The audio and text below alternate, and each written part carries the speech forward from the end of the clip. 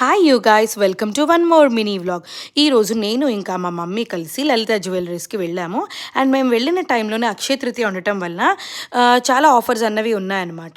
So మా mummy ఏం చెప్పారంటే, నేను కొన్ని డేస్ నుంచి డైమండ్ నెక్లెస్ కోసం డబ్బులు సేవ్ చేసుకుంటున్నాను, నువ్వు ఎలాగో సమ్మర్ హాలిడేస్కి వచ్చావు కదా, ఒకసారి కలిసి జ్యువెలరీ షాప్కి వెళ్దామా అని అడిగితే ఓకే అని చెప్పి నేను కూడా మా మమ్మీతో పాటు వెళ్ళాను అనమాట. సో నేను మీకు ఇయర్ రింగ్స్ ఇంకా ఈ డైమండ్ నెక్లెసెస్ ఉన్న మోడల్స్ ఏవైతే లలిత జ్యువెలరీస్లో ఉన్నాయో అవి కూడా మీకు యాడ్ చేస్తాను. అండ్ ఫైనల్గా మా మమ్మీ ఏవైతే తీసుకున్నారో ఆ నెక్లెస్ క్లిప్ కూడా నేను మీకు లాస్ట్లో యాడ్ చేస్తాను. మీరు కూడా చూసేయండి, నచ్చితే లైక్ చేయండి.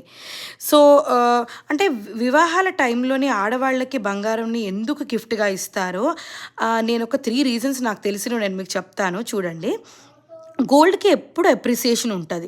సో కొత్తగా పెళ్ళైన వాళ్ళు అప్పుడే వాళ్ళ లైఫ్ స్టార్ట్ చేస్తారు కనుక వాళ్ళకి అప్పటి నుంచి ఒక సేవింగ్స్ లాగా స్టార్ట్ అవుతుంది కదా అని చెప్పేసి గోల్డ్ని గిఫ్ట్గా ఇస్తారనమాట.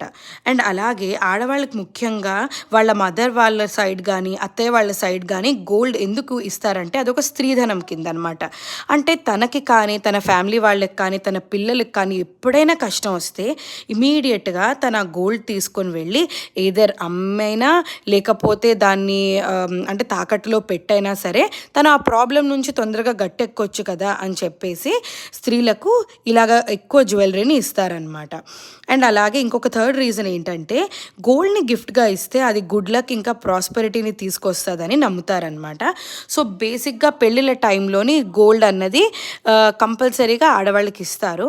అండ్ అది ఏంటంటే రాను రాను రోజుల్లో ఒక స్టేటస్ సింబల్ లాగా అయిపోయి ఇంత పెట్టాము అంత పెట్టామని అయింది. కానీ బేసిక్గా గోల్డ్ ఆడవాళ్ళకి పెట్టేదాని వెనుక ఈ రీజన్ ఉంటుంది.